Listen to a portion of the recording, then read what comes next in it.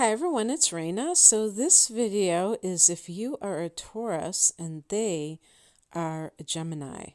And I'm going to include the moon as well as the sun with this one just to kind of make it more, open it more up, so to speak, because sometimes even with the moon position, when you're talking about relationships, it can still be very influential in how this person interacts with you one on one, that kind of a thing. And how, what are they capable of emotionally? And so let's just talk about the sign of Taurus. Taurus is a fixed earth sign. So you're coming from a position of stability and you're very solid, you're like a rock, and perhaps other people sense that, not only because you're down to earth and you're very comfortable in the realm of the material world, but you're being a fixed sign, you don't waver, you're not flaky, you don't just like blow with the wind. While speaking of wind, Gemini is an air sign and it's also mutable. So Gemini, has a reputation.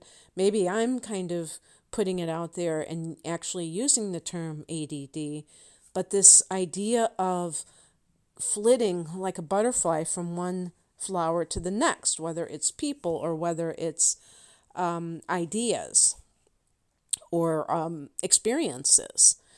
And Gemini loves novelty, it loves change. Gemini is ruled by Mercury, and the word mercurial means changeable.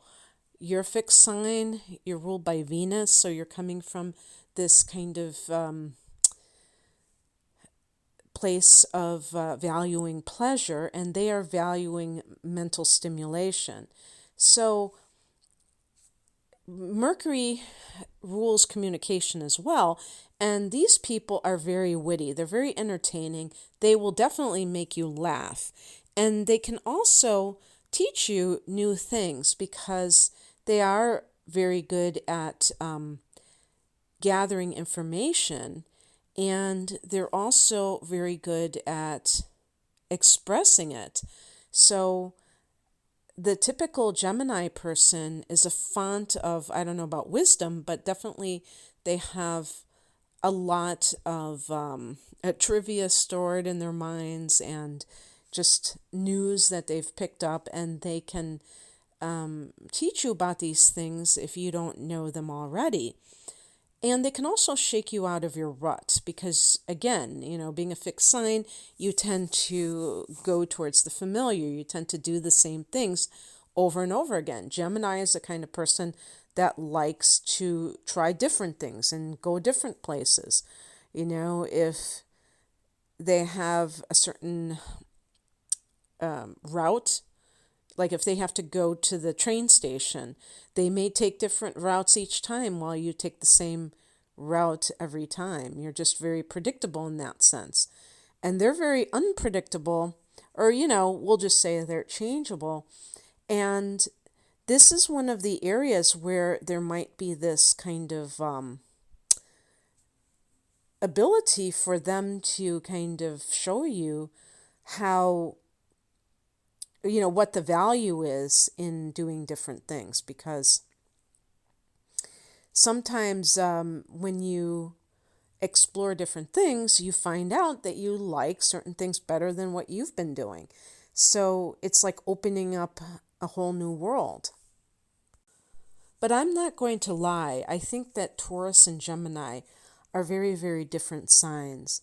And while we can't look at two sun signs, for instance, and just, write off a relationship straight away, I do believe in the power of the sun signs, regardless of what the moon signs or Venus and Mars are in. I really look at that.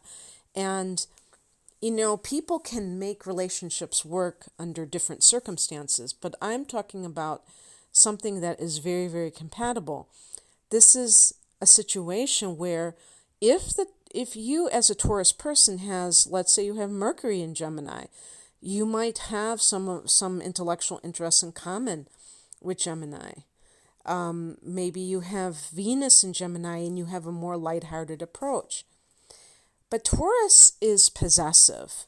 You rule the second house of earned income and possessions.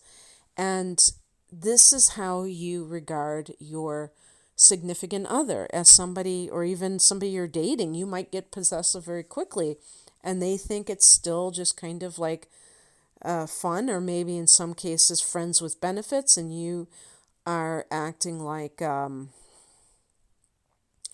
this is supposed to be some serious relationship. And that person may have told you that they just wanted something casual, but your mind was stubborn and you thought that you could will it into existence.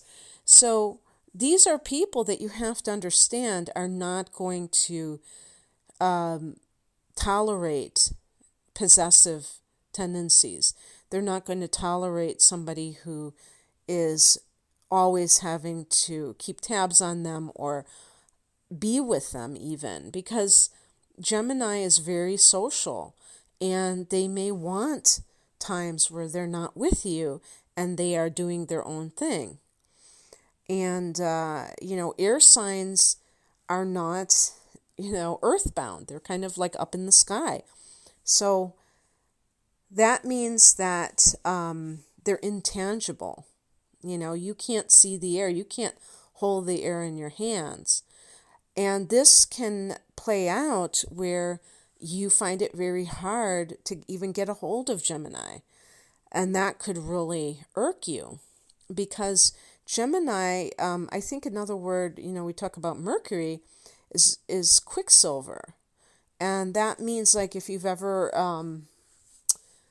broken a thermometer and you've seen mercury, I don't know if they still do it like that, but I remember seeing how mercury was, and you couldn't pick it up. It was just kind of like a slinky or something. I can't remember.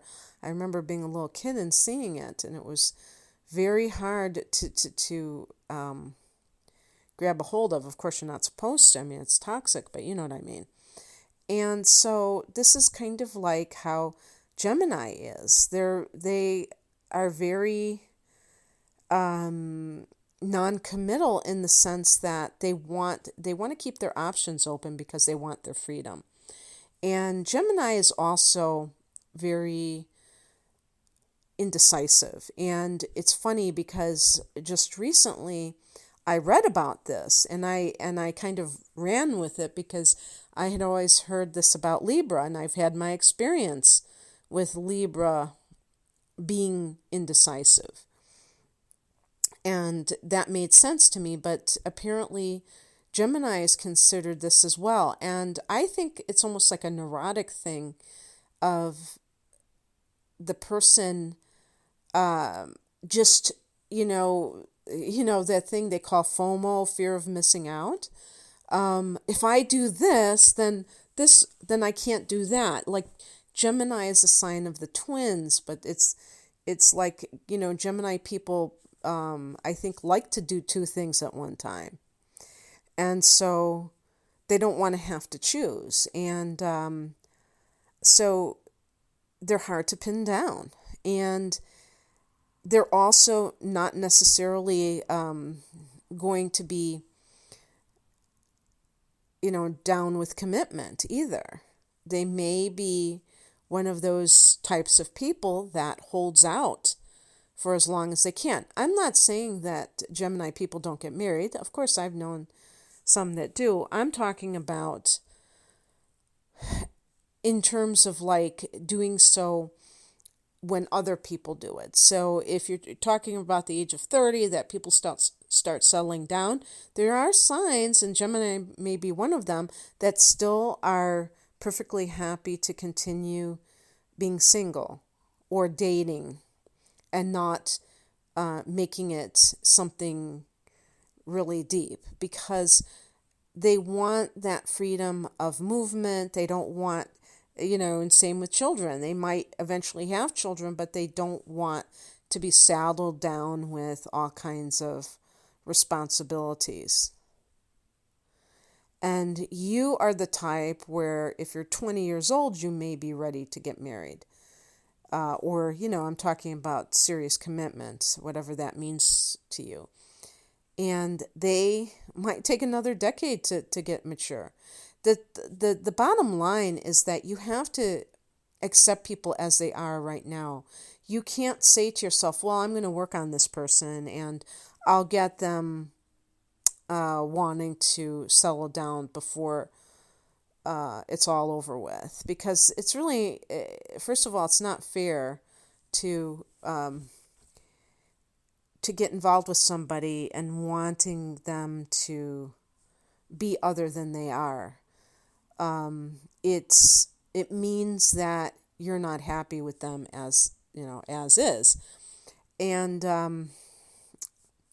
another thing about Gemini is that they tend to be flirts. Now, sometimes a Gemini person might have Venus in Taurus, and maybe they will be more steadfast in their dedication to somebody. But Gemini, again, keeping their options open, loving that novelty, loving that freedom to just have the variety in their life. Gemini people get bored very easily. So if they're at a party and they're flirting with somebody, it may not be serious. They may not be somebody who is going to cheat, but they just enjoy that kind of game. They may see it as a game. It all depends on the individual, obviously, but you could overreact. You could get very offended and you could make a scene, maybe even, if you felt threatened enough. So this is just illustrating the different attitudes that both people have towards, their partner. Gemini is likely not going to be jealous if you're talking to somebody, and even flirting with them. They may find that, okay. Because air signs tend not to be, they tend to be detached. The other thing is that Gemini is intellectual, but they're not necessarily romantic. Taurus is an earth sign, and you're ruled by Venus, so there is that romantic nature that you have. You believe in love, and you want to kind of nail it down. In other words, just like I said about a possession, having, this attitude that somebody is yours and you get to, have them and nobody else can have them, that type of thing. And then, so getting that commitment becomes very important to you. And this could be a bone of contention because you might find that Gemini is reluctant to kind of really make it official and so on and so forth. So anyway, I hope that you enjoyed this, Taurus. If you would like me to look at your relationship, I enjoy doing these, looking at people's charts and comparing them. And I don't do synastry, though, because I find it very difficult to look at, and that's not me. But it is synastry in the sense that I'm comparing charts, but I'm not like putting one chart on top of another.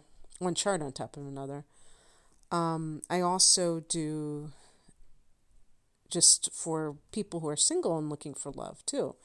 And, I can see if there are any transits coming up that kind of suggest that, and also kind of these patterns that people have that they may not be aware of. So the link to my website is below, and thanks for listening. Take care. Bye.